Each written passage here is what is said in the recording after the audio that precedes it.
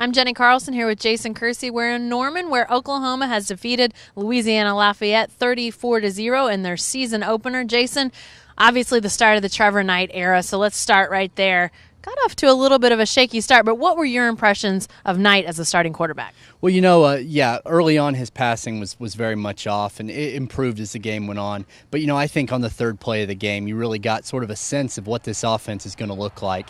It wasn't a quarterback design, or it wasn't a designed quarterback run, but he scrambles out on a pass, sees a hole, and just takes off for a 24-yard gain. And that's something you haven't seen from Oklahoma in a long time, having a quarterback with that ability. And it looks like, as you mentioned, the running ability of this team is really high. A lot of running backs. We knew that going in.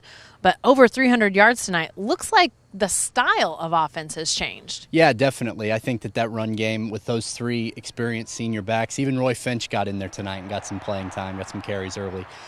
So with those guys and that deep offensive line that really played well, especially as the game went on, they really wore Louisiana Monroe down, finishing with over 300 yards rushing. I mean, that's something you haven't seen in the Stoops era in a while. So very impressive performance overall by the run game.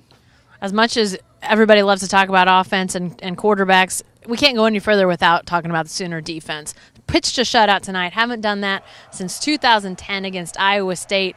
This was a unit really that wanted to show itself. Mm-hmm. What changed tonight with the Sooner defense that really impressed you? Well, they ran most of the night with a three-man front, and they kept linebackers on the field the whole game, which we know that they didn't do much of late last season. But yeah, they really came out and they were aggressive. They got pressure on the opposing quarterback, and that made a huge difference. I mean, you don't really know at this point just how good Louisiana Monroe is. We know that this was a good offense last year that returned a lot of starters.